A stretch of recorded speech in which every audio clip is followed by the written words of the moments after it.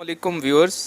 उम्मीद करता हूँ आप सब खैरियत से होंगे। आज हम आपको बताएंगे चूज़े की इब्तदाई परवरिश में, जैसे साबका वीडियो में भी बताया कि एक दूसरे को नोचने का, ज़ख्मी करने का मसला आता है। इसका बेहतरीन हल आप कमर्शियल फार्मिंग में क्या कर सकते हो, या आप अपने घर में अगर पाले हैं तो क्या कर सकते हो।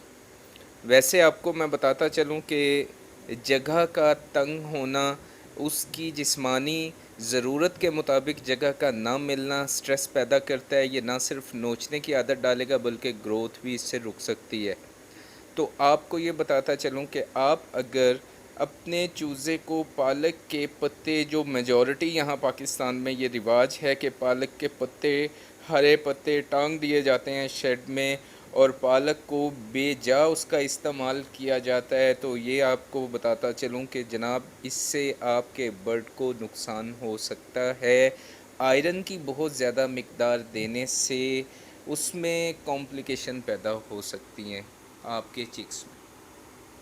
इसका बेहतरीन हल जो मैं आपको बताने लगा हूँ, ये ना सिर्फ नोचने के मसले को हल करेगा बल्कि आपके चूज़े की परवरिश में ये मुआविन साबित होगा अपनी, क्योंकि इसकी जो न्यूट्रिशन प्रोफाइल है उसके एतबार से मैं आपको जब आगाह करूँगा। अभी मैं इसका आपको पहले नाम बता देता हूँ। इसको हम कहते हैं कि यहाँ की ज़ुबान में कुछ पेठा कहते हैं, कुछ हलवा कद्दू कहते हैं, और इंग्लिश में इसका नाम है पम्पकिन। अपने मुनफरिद कलर की वजह से, मुनफरिद कलर से मुराद जो पोल्ट्री को अट्रैक्ट करता है, आपके कलर, चिकन्स का पसंदीदा रंग येलो कलर में है। ये चिकन्स को ये अट्रैक्ट करता है। चिकन्स इस पे आएंगे, खाना शुरू करेंगे आपके, या चिक्स हैं छोटे वो इसको खाना शुरू करेंगे जब, तो वो इसके खाने से क्या लेंगे, क्या ग़िज़ाइयत उनको मिलेगी, थोड़ी सी आपकी मैं तवज्जो इस तरफ भी दिलवा दूँ। पम्पकिन आपके जो चिक्स हैं छोटे, इनको दिया करता है vitamin A, vitamin B, vitamin C, zinc और पोटाशियम की बड़ी अच्छी मिकदार इसमें है। विटामिन ई भी इसमें काफ़ी अच्छी मिकदार में मौजूद है। इब्तदाई दिनों में आपके चूज़े का इम्यूनिटी सिस्टम वीक होने की वजह से, क्योंकि छोटा है अभी, 6 से 7 हफ्तों में ये जाके इसका प्रोसेस कंप्लीट हुआ करता है। विटामिन ए की मिकदार पूरी नेचुरल वे से लेने से ये उसके इम्यूनिटी सिस्टम को बूस्ट अप किया करता है, जो विटामिन ए अपना काम करता है। और अगर उसकी मिकदार कम हो खुदा ना खास्ता, तो हमें दूसरी पेचीदगियों का सामना करना पड़ सकता है। इसी तरह विटामिन बी है। विटामिन बी हमारे चूज़ों के लिए इंतहाई अहम है, और मेटाबॉलिक एनर्जी जो है इसका ये एक अहम खिलाड़ी है। मुनासिब मेटाबॉलिक एनर्जी का एक अहम खिलाड़ी अगर इसे हम कहें तो ये गलत ना होगा। इसकी अगर कमी हो जिस्म में तो गुर्दों में मसला बन सकता है, जिगर में बीमारियां पैदा हो जाया करती हैं। तो ये भी आप विटामिन डी कहाँ से ले रहे हो? पम्पकिन से एक अच्छी मिकदार उसमें मौजूद है। विटामिन सी बड़ी अच्छी मिकदार में मौजूद है। विटामिन सी की कमी से स्ट्रेस बढ़ जाया करती है। विटामिन सी की कमी से स्ट्रेस की वजह से ग्रोथ मुतासिर हो सकती है। इसी तरह विटामिन ई भी इसमें है, जो ना सिर्फ इसकी इम्यूनिटी को बूस्टअप करता है बल्कि माहिरीन ने यह भी कहा है अभी कि इसकी मदद से हम विटामिन ई की अगर अच्छी मिकदार हमारी डाइट में, अच्छी मिकदार से मुराद ये हुआ करता है कि जो रिकमेंडेड उसको चाहिए अच्छी मिकदार या मुनासिब मिकदार से मुराद ये है, अगर हम अपने बर्ड को देते हैं तो ये मुआवनत करता है हमारे चूज़े में जो ये बड़ी पेचीदा बीमारियां हैं, जैसे कॉक्सी है, जाने का नाम नहीं लिया करती, आंतों में मसाइल पैदा किया करती है।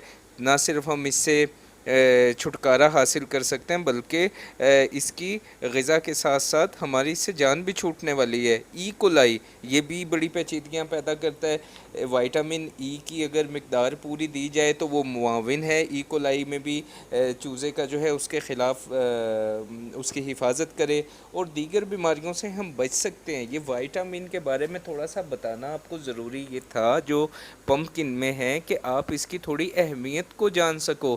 اس کے علاوہ اس میں یہ کہیں کہ منرلز بھی ہیں جس میں زنک بھی ہے، پوٹاشیم بھی ہے اور دیگر بھی ہیں۔ اس کے سیڈز کے اندر جو چکن آپ کے بڑے تو بڑے شوق سے کھا لیں گے، چوزے بھی جو ہیں وہ بھی اس کو لیے گھومتے ہیں۔ ایک ان کی توجہ بڑھتی ہے، دوسرا غذائیت ان کو ملا کرتی ہے۔ تو سیڈ میں بھی اس کے وائٹامن ای ہے، زنک ہے، تو یہ ساری چیزیں کیا ہیں کہ اس کی صحت کے خلاف نہیں جا رہی۔ اور اب سب سے دلچسپ بات اس میں یہ کہ اگر پمپکن کو تھوڑا زیادہ بھی کھلا دیا چوزوں کو تو اس کا کوئی بھی نقصان نہیں۔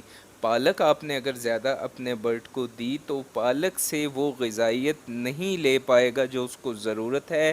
ہاں اس کی توجہ کو ہم ہٹا سکتے ہیں، ڈائیورٹ کر سکتے ہیں دوسری طرف، اور زیادہ مقدار میں آئرن دینے سے اس کو نقصان کا سامنا کرنا پڑ سکتا ہے۔ اور پالک کو بے جا کھائے گا، اس کی فیڈ کی طرف توجہ کم ہوگی، فیڈ کی طرف توجہ کم ہوگی، بیلنس ڈائٹ اس کی کم ہوگی، تو یہ ساری بیماریاں بیلنس ڈائٹ نہ ملنے کی وجہ سے بھی جسم میں پیدا ہو جایا کرتی ہیں۔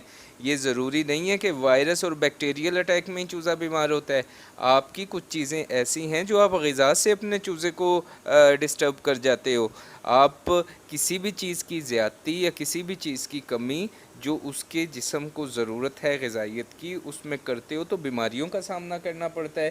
تو پمپکن آپ کو ایک ایسی ریمیڈی میں نے بتائی، یہ میں آپ کو پورے دعوے سے پورے وثوق سے کہتا ہوں کہ اس کا آپ کے چوزے کو نہ صرف یہ فائدہ ہوگا کہ وہ ایک دوسرے کو کاٹنا چھوڑ دے گا پرورش کے دوران، بلکہ آپ اس کی صحت بھی دیکھو گے، اس میں خاطر خواہ اس میں آپ کو بہتری نظر آئے گی۔ اور اس کا طریقہ کار یہ ہے کہ آپ اس کے سلائس کٹ کرو جیسے تربوز کو کٹ کرتے ہو، اور اسے کسی برتن میں یا پلیٹ میں اپنے شیڈ میں 5-5 فٹ کے 7-7 فٹ کے فاصلے سے رکھ دیں۔ چھلکا چھوڑ دے گا، یہ باقی کا بیج ہے اوپر کا اس کا جو بھی میٹیریل ہے وہ اس کو ویسے بڑا اٹریکٹ کرتا ہے اور یہ کھائے گا اور سکون میں رہے گا۔ یہ سکون میں رہے گا تو آپ سکون میں رہیں گے۔ تو یہ ایک میں نے آپ کو چیز سمجھانے کی کوشش کی۔ پالک سے اجتناب کیا جائے، ہرے نیلے پیلے پتوں سے اجتناب کیا جائے، رنگ کرا کے سرخ پتھر شیڈ میں پھینکنے سے اجتناب کیا جائے۔